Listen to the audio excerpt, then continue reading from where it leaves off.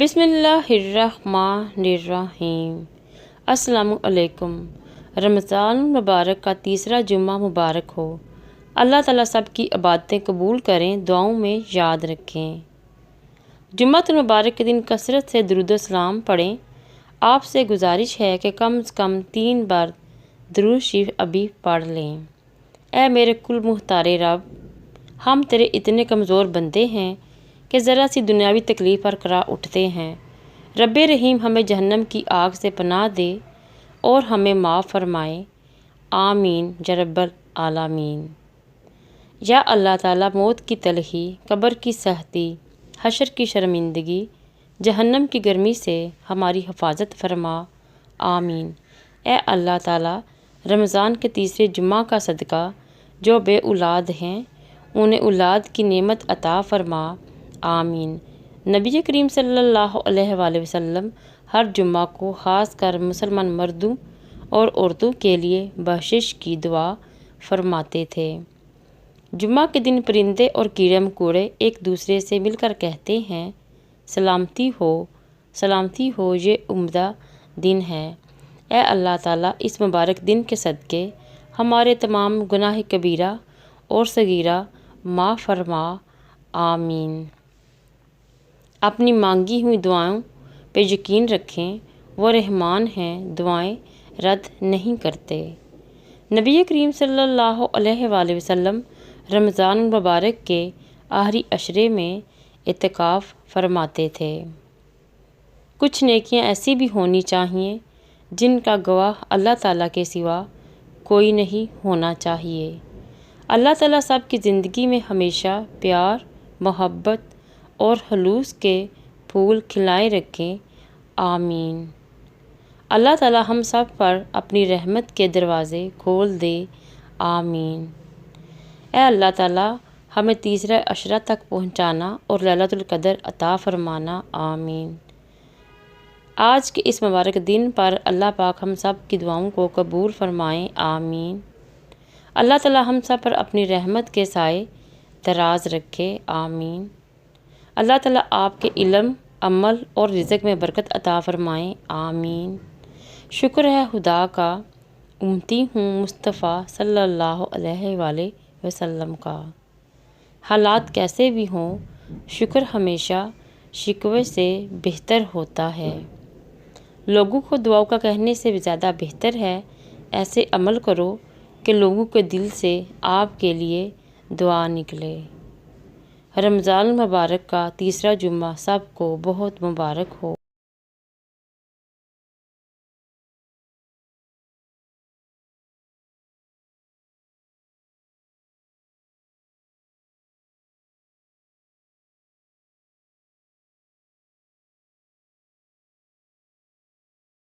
جو عبادات اخلاق اور کردار پر اثر انداز نہ ہو سکیں وہ مشقت کے سوا کچھ نہیں۔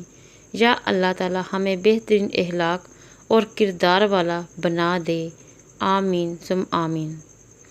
شب قدر کو ان راتوں میں تلاش کرو۔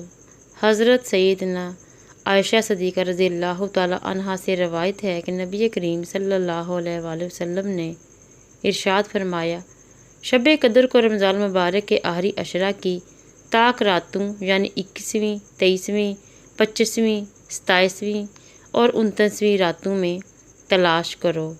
شب قدر کی عبادت اور نوافل۔ شب قدر میں سیدنا حضرت جبرائیل علیہ السلام و دیگر فرشتوں کے زمین پر اترتے ہیں اور وہ 4 جھنڈے گاڑتے ہیں، ایک روزہ اطہر پر، ایک کعبہ معظم کی چھت پر، ایک بیت المقدس پر اور ایک آسمان اور زمین کے درمیان۔ پھر وہ فرشتے تمام اطراف میں پھیل جاتے ہیں اور کوئی ایسا گھر باقی نہیں رہتا جہاں وہ داخل نہ ہوں۔ جو شخص عبادت میں مشغول ہوتا ہے فرشتے اس کو سلام دیتے ہیں اور یہ نقشہ طلوع فجر تک باقی رہتا ہے۔ شب قدر میں کیا پڑھنا چاہیے؟ اس رات میں نوافل پڑھنا، قرآن مجید کی تلاوت کرنا اور تسبیح و تحلیل اور استغفار پڑھنا چاہیے۔ شب قدر میں جتنے نفل پڑھے جا سکیں بڑی سعادت ہے، مگر جو کتابوں میں لکھے گئے ہیں وہ یہ ہیں۔ پہلی شب قدر 21ویں شب۔ پہلی شب قدر یعنی ماہ رمضان مبارک کی 21ویں تاریخ بعد نماز عشاء اور تراویح 4 رکعت نفل نماز 2 سلام سے پڑھیں۔ ہر رکعت میں بعد سورۃ فاتحہ کے سورۃ قدر 1 مرتبہ اور سورۃ اخلاص 1 مرتبہ پڑھنی چاہیے۔ فضیلت: بعد سلام 70 مرتبہ درود شریف پڑھیں۔ انشاءاللہ تعالیٰ اس نفل نماز کے پڑھنے والے کے حق میں فرشتے مغفرت کی دعا کریں گے۔ دوسری شب قدر 23ویں شب 23ویں شب قدر کو بعد نماز عشاء اور تراویح 1 مرتبہ سورۃ یاسین اور سورۃ رحمان کا 1 مرتبہ پڑھنا بے حد افضل ہے۔ تیسری شب قدر 25ویں شب ماہ رمضان مبارک کی 25ویں تاریخ کی شب قدر کو بعد نماز عشاء اور تراویح 4 رکعت نفل نماز 2 سلام سے پڑھیں۔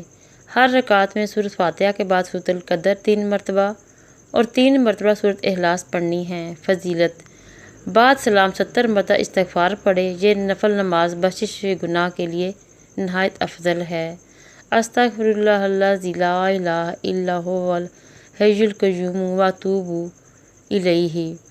چوتھی شب قدر 27ویں شب 27ویں شب کی بعد نماز عشاء اور تراویح 4 رکعت نفل نماز پڑھیں۔ ہر رکعت میں سورۃ الفاتحہ کے بعد سورۃ القدر 3 مرتبہ سورۃ اخلاص 50 مرتبہ پڑھنی ہے۔ فضیلت: بعد سلام سجدہ میں 1 مرتبہ یہ کلمات پڑھیں: سبحان اللہ والحمد للہ ولا الہ الا اللہ واللہ اکبر۔ اس کے بعد جو حاجت دنیاوی یا دینی مانگے انشاءاللہ تعالیٰ بارگاہ الہی میں قبول ہوگی۔ پانچویں شب قدر 29ویں شب 29ویں شب قدر کو بعد نماز عشاء تراویح 4 رکعت نفل 2 سلام سے پڑھیں۔ ہر رکعت میں سورۃ فاتحہ کے بعد سورۃ القدر 1 مرتبہ اور سورۃ اخلاص 5 مرتبہ پڑھنی ہے۔ فضیلت: بعد سلام کے 100 مرتبہ درود شریف پڑھنا ہے۔ انشاءاللہ العزیز اس کے پڑھنے والے کو باری تعالیٰ بخشش گناہ اور مغفرت عطا کریں گے۔ رمضان کے سنت اعتکاف کا 20واں روزہ پورا ہونے کے دن غروب آفتاب سے شروع ہوتا ہے اور عید کا چاند نظر آنے تک رہتا ہے۔ معتکف کو چاہیے کہ وہ 20ویں دن غروب آفتاب سے پہلے اعتکاف والی جگہ پہنچ جائے۔ جس محلے یا بستی میں اعتکاف کیا گیا ہے اس محلے اور بستی والوں کی طرف سے سنت ادا ہو جائے گی، اگرچہ اعتکاف کرنے والا دوسرے محلے کا ہو۔ آخری عشرے کے چند دن کا اعتکاف نفل ہے، سنت نہیں۔ عورتوں کو مسجد کی بجائے اپنے گھر میں اعتکاف کرنا چاہیے۔ سنتے اعتکاف کی دل میں اتنی نیت کافی ہے کہ میں اللہ تعالیٰ کی رضا کے لیے رمضان کے آخری عشرے کا مسنون اعتکاف کرتا ہوں۔ کسی شخص کو اجرت دے کر اعتکاف بٹھانا جائز نہیں۔ مسجد میں 1 سے زائد آدمی اعتکاف کریں تو سب کو ثواب ملتا ہے۔ مسنون اعتکاف کی نیت 20 تاریخ کو غروب شمس سے پہلے کر لینی چاہیے۔ اگر کوئی شخص وقت پر مسجد میں داخل ہو گیا لیکن اس نے اعتکاف کی نیت نہیں کی اور سورج غروب ہو گیا تو پھر نیت کرنے سے اعتکاف سنت نہیں ہوگا۔ اعتکاف مسنون کے صحیح ہونے کے لیے مندرجہ چیزیں ضروری ہیں۔ نمبر 1 مسلمان ہونا، نمبر 2 عاقل ہونا، نمبر 3 اعتکاف کی نیت کرنا، نمبر 4 مرد کا مسجد میں اعتکاف کرنا، نمبر 5 مرد اور عورت کا جنابت یعنی غسل واجب ہونے والی حالت سے پاک ہونا۔ یہ شرط اعتکاف کے جائز ہونے کے لیے ہے، لہذا اگر کوئی شخص حالت جنابت میں اعتکاف شروع کر دے تو اعتکاف تو ہو جائے گا لیکن شخص گناہ گار ہوگا۔ نمبر 6 عورت کا حیض نفاس سے خالی ہونا۔ نمبر 7 روزے سے ہونا۔ اگر اعتکاف کے دوران کوئی ایک روزہ نہ رکھ سکے یا کسی وجہ سے روزہ ٹوٹ جائے تو مسنون اعتکاف بھی ٹوٹ جائے گا۔